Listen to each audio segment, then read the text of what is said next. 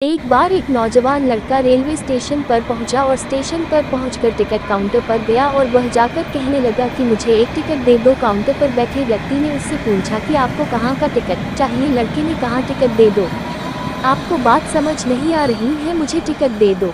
Counter पर बैठे व्यक्ति ने सोचा कि ये शायद थोड़ा सा खिसका हुआ है, इसलिए इस प्रकार की बातें कर रहा है। काउंटर पे बैठे व्यक्ति ने फिर से पूछा कि अरे भाई साहब, आपको कहाँ का टिकट चाहिए, बताइए तो।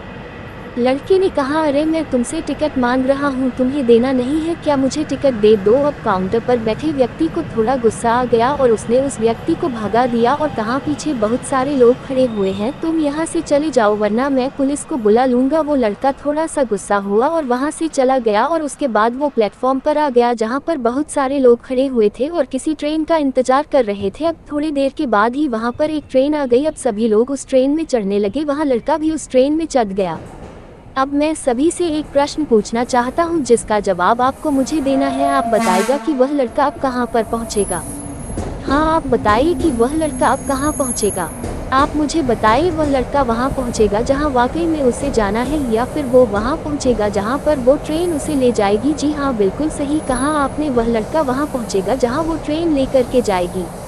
अब आप भी अपने आप से पूछकर देखिए कि आप भी बिना लक्ष्य वाले ट्रेन में सफ़र तो नहीं कर रहे। कई बार आप भी अपने माँ बाप को दिखाने के चक्कर में, अपने दोस्त यार को देखने के चक्कर में बिना लक्ष्य वाले ट्रेन में बैठ जाते हैं और उन्हें कुछ करके दिखाना चाहते हैं। क्या आपको लगता है कि ये सही है?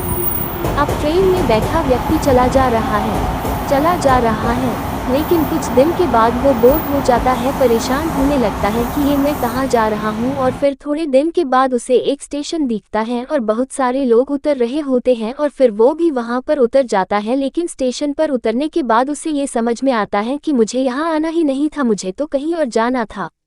अब फिर से आप अपने आप से पूछिएगा कि कई बार आप किसी रास्ते पर निकल लेते हैं, बिना लक्ष्य बनाए निकल लेते हैं और कुछ दिनों के बाद आपको यह महसूस होता है कि आपको ये बनना ही नहीं था, आपको तो ये करना ही नहीं था, आप तो किसी और चीज़ के लिए परफेक्ट हैं और आपको तो वो करना था।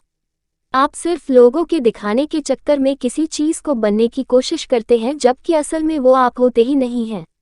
एक बिना लक्ष्य के यात्रा करने पर आपका पूरा जीवन खराब हो सकता है और वहीं पर एक महत्वपूर्ण चीज़ खराब होती ही है जो कभी वापस नहीं आ सकती, और वो है आपका समय। और इसलिए सबसे पहले आप सही जगह का चुनाव करें कि आपको जाना कहाँ है।